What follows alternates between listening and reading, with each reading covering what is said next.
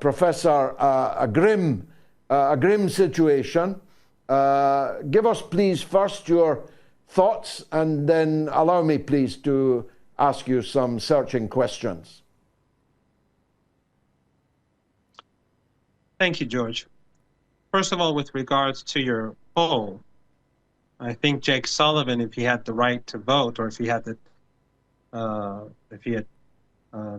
courage to vote, or if he would admit the truth once again, as he did in his email to Hillary Clinton on February the 12th, 2012, that Al-Qaeda is on our side in Syria, he would vote that it is a CIA-backed organization.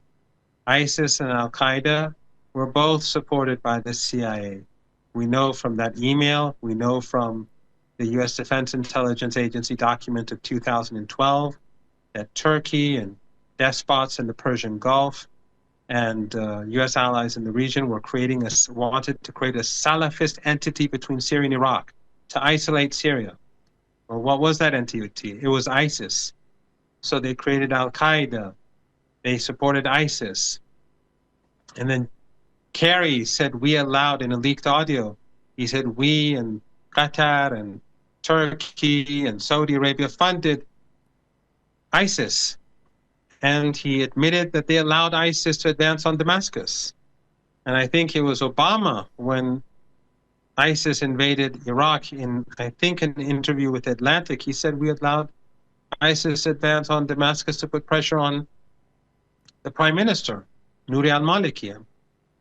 So, and Hillary Clinton once admitted that we created Al-Qaeda. It's clear as day who is behind these groups. It's clear as day that Erdogan is the person first and foremost responsible for the deaths of hundreds of thousands of Syrians. I know you know of Serena Shim. She was the Press TV reporter, Lebanese American, who was reporting from the Turkish border, I think in 2012, when Ain al-Arab or Kobani was under assault from ISIS. She reported from the border that World Food Organization trucks were being used to take in weapons and troops into Syria from Turkey.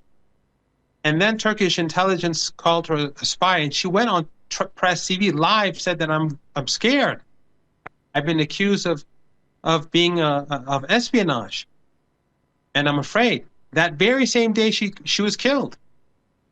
Turkish intelligence murdered her in a car when a truck hit her car. So Netanyahu has succeeded in raising the black flags of ISIS and Al-Qaeda in Damascus. And those who support Erdogan and his actions, they cannot hide behind these facts. Assad, those who say Assad killed hundreds of thousands of his own people, they are the ones who are supporting the people who actually carried out these atrocities. Well, these are facts that you have adduced, but there are other facts. The reality is now that the Palestinians have suffered a strategic defeat of almost incalculable magnitude. They are now isolated. The only people giving them weapons to resist were Iran, and the only people who were fighting as an organized army on their behalf were the Lebanese resistance. Now, as a result of what's happened, Iran cannot reach these people. They cannot be resupplied. They are in mortal danger of fatal, final defeat. Do you accept that, first of all, and then we'll go on to what could have been done to avoid this? It is a very dangerous situation because we know that Erdogan has never been serious about the Palestinian cause. In fact, Erdogan has always tried to corrupt the Palestinian cause. He gives scholarships to Palestinians. He'd host leaders of the Palestinian movements in Turkey and give their family a very good life, and therefore he gained influence that way. But he never sent a single bullet to Gaza. He never sent a single bullet to the West Bank. He once said, before Israel invaded Lebanon, that if they attack Lebanon, we'll send troops there. He didn't send a bullet to Lebanon. And I should add, now that Syria has fallen, that Iran and Syria were supporting the West Bank. The Syrians were supporting the West Bank until now. So now the West Bank is going to have a much more difficult time protecting itself as these genocidal monsters seek to ethnically cleanse that territory. Hezbollah is in a much more difficult position. In fact, today, as I'm sure you know, Netanyahu went to the Golan. Not only did the Israeli regime move further into Syria today, but they also have been bombing key assets of Syria all day, destroying their key infrastructure. But what he said was really interesting. He said that because we weakened Hezbollah, we helped bring about the fall of Syria. So, and when he accepted the ceasefire, he said we have to deal with the so-called Iran threat. What was that threat? It's Syria. And immediately after the ceasefire, Erdogan, the traitor, invaded Syria. When Iran was distracted, when Hezbollah was focused on the south, because the ceasefire was not a real ceasefire. Every day the Israelis are killing the Lebanese. Yesterday, I think 4 were murdered. Today, 3 were murdered at least until this afternoon. The border between Palestine and Lebanon is very dangerous, the situation right now. So the treachery of Erdogan, I think, will be remembered in history. So yes, I agree. The situation for the Palestinian people is very dangerous right now. It's precarious. And I can't say it's been a catastrophic defeat, but without a doubt, the victory, the defeat of Israel is now, I think, an open question. Israel lost in Gaza, regardless of the genocide. It delegitimized itself in the eyes of the world, and it failed to capture it. It lost in Lebanon. It failed to capture Lebanon, and it exposed itself again as genocidal and weak in the face of Hezbollah. But now, after what Erdogan has done, the equation has changed. And this Israeli defeat is, I can't call it a defeat anymore. And the delegitimization of the Israeli regime, which I think is the biggest achievement of the last 14 months, the delegitimization in the eyes of the world, is now being forgotten. Because no one is, as you said a few minutes earlier, no one is talking about the ongoing Holocaust. As you and I are speaking, there's a Holocaust going on. Nothing has changed. They're slaughtering Palestinians day and night in Gaza. And I ask your viewers to constantly be active in the coming hours and days and keep sending out the message that there's a Holocaust going on. The Israeli regime has to be there. Its actions have to be remembered by people in the coming days and weeks, and the delegitimization of the regime has to be maintained. But yes, I agree. This victory, because the Israelis had to achieve victory, otherwise it's a defeat. And until now, it was a defeat for Israel. But the last 10 days, thanks to the Erdogan-Netanyahu alliance, I can no longer say that. Well, let me say what you're not able to say, or don't feel able to say. It's an Israeli victory. Israel has snatched victory out of the jaws of defeat, because all this talk of delegitimization and their name is blackened throughout the world and so on, that doesn't add up to a row of beans. Unless the people fighting the occupation are able to go on fighting it, it's a victory for the occupier. So that brings me to, well, let me in parenthesis ask you this. I asked it publicly today for the first time in 14 months. October the 7th now looks like a very bad idea. And it makes you wonder, whose idea was it anyway? Because you can say that Israel paid a big price in soft power, paid a big price in its reputation and so on, but all the key players still support it, arm it, give weapons to it. And those that stand against them have now suffered a strategic defeat. Do you have a view on that? I'm sure that the great martyr Yahya Sinwar never expected Erdogan to carry out this act of treachery at this point. In fact, as you know, Yahya Sinwar said very openly that he was against what was happening in Syria, and that he saw Syria as a part of this axis of resistance.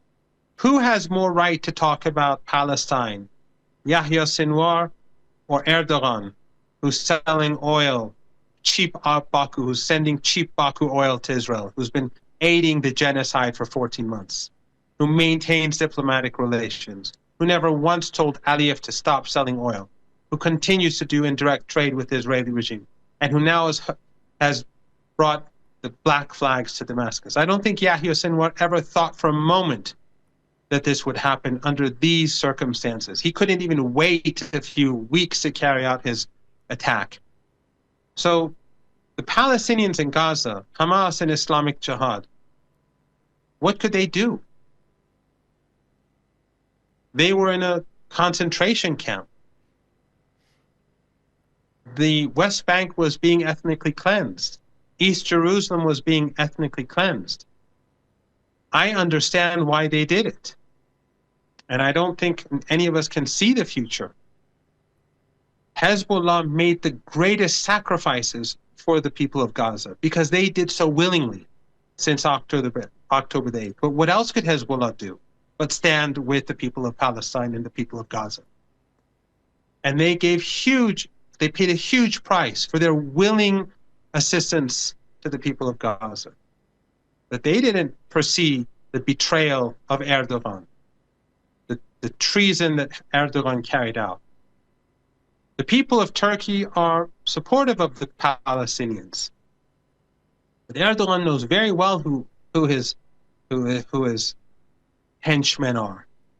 He knows exactly who ISIS is. He is ISIS. He is Al-Qaeda because he helped them grow. He allowed them to destroy Syria and Iraq. He promoted them. And now, if he is such a moral man, and he and his foreign minister, another criminal, if they are so moral, why did they want to mend relations with President Assad? If President Assad is such a monster, why were they willing to turn around and normalize with Syria? And then again turn around later and overthrow Syria? What morality is that? He has no principles whatsoever. So how could Yahya Sinwar, who led that operation, be blamed for the criminal behavior of the Erdogan regime and his henchmen? I cannot blame Hamas or Islamic Jihad for what they did. Yeah. Finally, Professor, it's a difficult question to ask. You might find it difficult to answer. You have concentrated on damning Erdogan, and very few watching will disagree with you. But why did Iran not see this coming? Iran is or was everywhere in Syria. They had the most intensive understanding of the situation in Syria. Why did they not see this coming? Why did they not take steps to preclude it? I don't want to blame President Assad now that this is over. It's easy to blame people afterwards. It was a very critical situation. But a number of things happened. First of all, the Syrian government decreased Iran's presence in Syria after the peace in Idlib. And Iran, by the way, was opposed to this. The Russians wanted this peace. Iran felt that Idlib would become a crisis later on. But the Syrian government wanted rapprochement with Arab countries, Saudi Arabia, the Emirates, and they distanced themselves from Iran. And the Iranian footprint in Israel, as in Syria, as they say, was decreased. So Iran had far few people in Syria over the past 3-4 years than before. The second issue is, and you alluded to that, is that the problem lied with the fact that the United States emptied Syria. They were stealing the oil and the agricultural products from the northeast of the country, and they used the genocidal sanctions, the Caesar sanctions, to starve the people. A general in the Syrian army was earning $40 a month, and these Al-Qaeda terrorists were earning up to $2,000 a month. So when the economy was emptied, the army was weak, and then social media, Twitter, Facebook, Instagram, they and the Arabic media, these despots in the region, and the Western media, all of them carried out a very effective psychological warfare campaign against the Syrians when this started. So the Syrian army wasn't able to defend itself. And of course Hezbollah, because as Netanyahu himself said, was back in Lebanon. They were hurt, and they were prepared to fight for the south. So they weren't in Syria. The Iranians didn't have much of a presence. And then when this attack started, Iran had to mobilize, and they did start bringing people in. A significant number of people were in Damascus. But, and this I don't want to blame President Assad, but he changed his position twice over the last 2-3 days. The Iranians were willing to come in, just like in 2013. Remember, Iran did not enter, nor did Hezbollah, until 2013, after tens of thousands of foreign fighters were brought into Syria by Erdogan and Western intelligence agencies, and with funding from these despots in the Persian Gulf. The Iranians were prepared. They told him so, that they were prepared to fight against Al-Qaeda. He changed his position, and the timing, there was very little time. Unless President Assad was very firm that, yes, come in and the army will cooperate with you, Iran could not go into Syria and fight on its own without the support of the president and the government. It would fail. It would be a catastrophe. So the Iranians came in, and I don't want to go into great detail. I don't know everything now, but I know some of what happened. But President Assad, for whatever reason, people were giving him different information. Perhaps people were calling him from abroad. At one point he said, I'll leave. At one point he said, I'll stand. And then he said, I'll leave. But the Iranians cannot fight in another country without the full support of the president of that country. But anyway, I don't blame him, because the situation was critical. I don't know the circumstances, but the treason came from the north. This was about more than just Syria. And have no doubt that this will cause instability across Asia. There are up to 5,000 Chinese fighters in Syria, thousands from Central Asia, especially Uzbekistan. And these people will destabilize much of Asia if they can. They're right now euphoric. They're drunk in their victory, and they will be a danger in future. Erdogan has created a monster that can destabilize much of Asia, and I think the Americans want that. But of course, this is not going to benefit the West. This instability is not going to benefit the region either. No one is going to go unscathed. Only two people benefit. One is Erdogan and one is Netanyahu. And these two men are very similar. Erdogan does it for himself, not for Turkey. And Netanyahu does it for himself and not his Zionist colleagues and the other Zionist colonizers. But in any case, I think that Al-Qaeda will ultimately fail. It's going to be a very big burden on the people of Turkey. It's going to destabilize the region.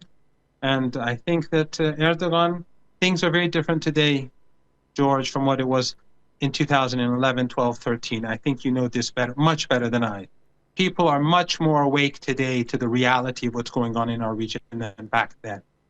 Back then, there were a few lone voices telling people what was going on, and most did not believe it. Now everyone knows what Jake Sullivan said. Now everyone knows what Kerry said. Now everyone knows what the Defense Intelligence Agency said, what General Michael Flynn said on Al Jazeera.